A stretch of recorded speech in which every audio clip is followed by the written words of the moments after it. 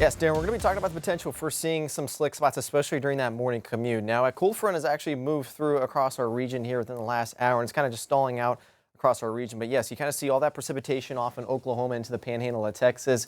We're going to be getting the remnants of that, especially early Thursday morning and then kind of ending right around midday Thursday. We're going to be talking about, yes, that precipitation, but it's all going to factor in with how cold our temperatures get. In fact, these are our overnight lows tonight, so we're going to be forecasting upper 20s in northwest Arkansas, so below freezing, but notice in the River Valley, we look to be just above that freezing point. So we're going to be talking about potential for seeing some areas of freezing drizzle. So what are we going to be expecting? I'm going to try to break this down the best I can. Areas in the pink here in our far north parts of the viewing region, this could be expected freezing drizzle and maybe a few of those snow flurries.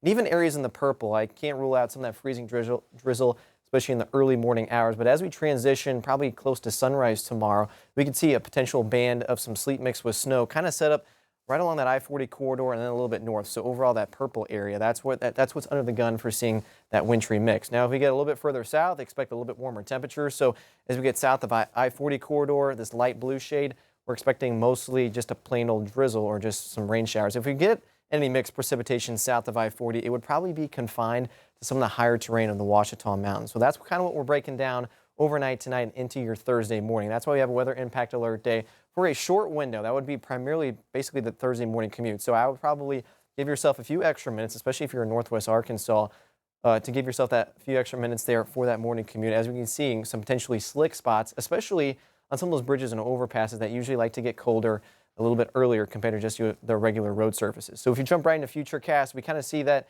here 5-6 a.m. We could see some areas of patchy freezing drizzle, but notice this west to east oriented band of some snow mixed with sleet. This is what the latest model data is starting to point, and this is kind of be pinpointing between I-40 and a little bit north. So we're going to be watching that. We're also going to be watching our temperatures because in northwest Arkansas, they look to be below freezing here right around 6-7 a.m. They look to be just above freezing in the River Valley. So as we kind of fast forward into the later morning hours, this is 8 a.m. This is pretty much peak morning rush hour. Again, we're going to be talking about that potential band of snow mixed with sleet moving in here just north of that I-40 corridor. Of course, meteorologist Danny Cassey is going to have you covered tomorrow morning depending on where that band sets up. And then as we work our way into the late morning hours, now our temperatures are pretty much either at or above freezing, and we still could be holding on to that lingering wintry mix with some of those light rain showers, maybe mixed with some mixed precip south of I-40. That eventually moves its way eastward. Here's Thursday afternoon. We're seeing all above freezing temperatures throughout the afternoon hours. We're just going to be stuck with that cloud cover. So I think if we're going to see any impacts, it's going to be primarily during that morning commute. Now, the National Weather Service has issued winter weather advisories, but they're actually off to our west, closer to that Tulsa metro, also that Oklahoma City metro. I wouldn't be surprised if they do start to extend our winter weather advisories. I think they're probably just waiting, depending on where that little band of snow sleet mixes in and where that sets up. That could give us some winter weather advisories tomorrow morning. Again, we're not under winter weather advisories right now, but that could change come tomorrow morning. Now, if you're maybe tired of that wintry weather, well, here's that weekend forecast. It's never too early to talk about the weekend. At least we get warmer temperatures there on Saturday. 53 for the high.